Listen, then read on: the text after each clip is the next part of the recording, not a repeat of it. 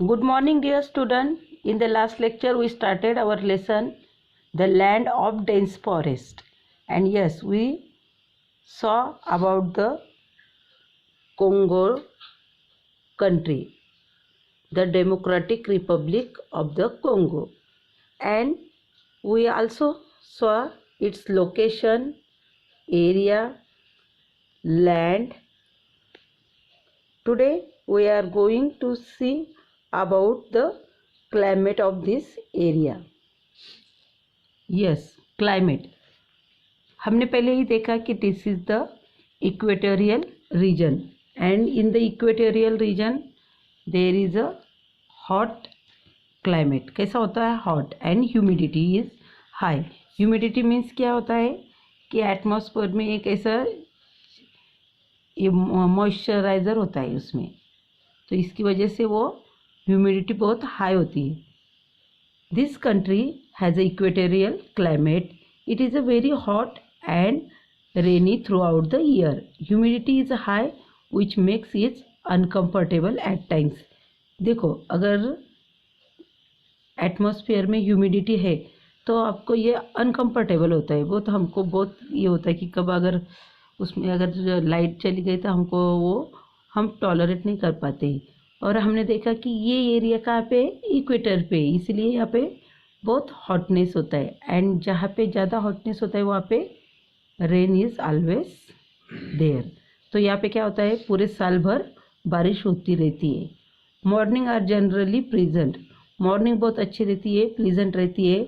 But at noon जैसे जैसे time ये हो जाता है, temperature is very high and the heat is unbearable. Unbearable means हम उसको टॉलरेट नहीं कर पाते.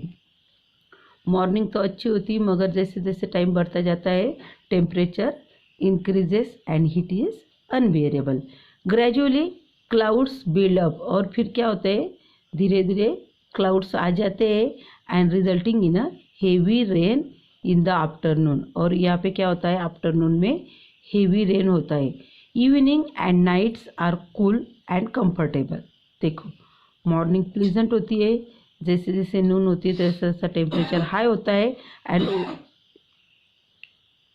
तो दोपहर में क्या हो जाता है? टेम्परेचर हाई होने के बाद क्लाउड्स आ जाते हैं और उसका असर क्या होता है? हेवी रेन फॉलोइंग होती है in the afternoon and evenings and nights are cool and comfortable. तो यहाँ पे हमेशा दोपहर में बारिश होती है. This is the equatorial region. And equatorial region का यही खासियत है कि यहाँ पे क्लाइमेट वेरी हॉट होता है and rain is through out the year. पूरे साल भर यहाँ पे बारिश रहती है. तो अब हम देखेंगे उसके अनुसार यहाँ पे वेजिटेशन कैसा है. In the hot and humid regions trees and other plant grows quickly.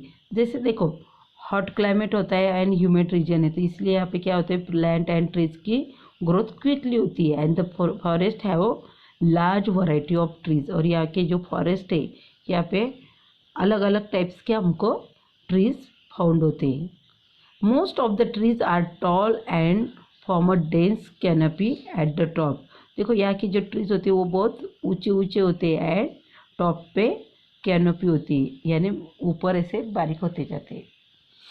Avon sunlight can not pass through it. और वहाँ पे सनलाइट भी पास नहीं हो पाता. There this forest remains green throughout the year and are called evergreen forest. देखो, ये forest क्या होते? हमेशा हरे भरे होते, एवरग्रीन. तो इसीलिए उसको क्या कहा जाता है? Evergreen forest. Why it is called evergreen? Because this forest remains green throughout the year and are called evergreen forest. Okay, understood. This forest are so dense that is the difficult to pass through them. और इतने घने जंगल होता है ये कि उसमें से जाना आना भी डिफ़िकल्ट हो जाता है. Okay, now we see about the wild life. अब हम किसके बारे में देखेंगे? इसका वाइल्ड लाइफ, यानी वहाँ के वाइल्ड लाइफ कैसी है, वहाँ के जंगल में कैसे एनिमल्स फाउंड होते हैं. The forest are rich in the wild life. यहाँ पे फॉरेस्ट में बहुत क्या होते हैं? जंगली जानवर होते हैं, जैसे gorillas, chimpanzees, monkeys, bonobos and baboons are found here. तो ये सब एनिमल्स यहाँ पे फाउंड होते हैं. Marshy lands are the home of hippopotamus. देखो मार्शी लैंड क्यों होती है? क्योंकि वहाँ पे बारिश हमेशा होती रहती है, यानी फिर वो वहाँ पे एरिया कैसा होता है? मार्शी, शैवाल. In Hindi it is called शैवाल. तो वैसे एरिया में क्या ज़्यादा होते हैं? Hippopotamus and rhinoceros and elephant. क्योंकि उनको ग्रास ज़्यादा होता है ना, तो इसलिए ये ज़्यादा फाउंड होते हैं. कौन से? Hippopotamus, rhinoceros and elephant. The river and lake are the full of crocodiles, alligators and fish. देखो रिवर में आपको बहुत सारे क्रोकोडाइल्स, एलिगेटर्स एंड फिश दिखाई देंगे. Okapis and antelopes are found in the forest of Ituri. Ituri नाम का जो फॉरेस्ट है वहाँ पे कौन से एनिमल होते हैं? Okapis and antelopes are found there. Lions, cheetahs, hyenas, giraffes and buffaloes lives in the grassland. जहाँ पे ग्रासलैंड ज़्यादा होती है वहाँ पे कौन से एनिमल रहते हैं? Lions, cheetah, hyenas, giraffes and buffalo.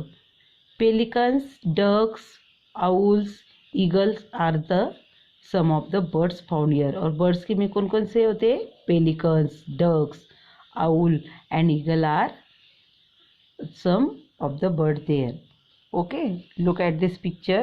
This is the wildlife of the Congo region, the rich wildlife of Democratic Republic of the Congo. There is a question. Circle the name of countries that share the boundaries of DRC.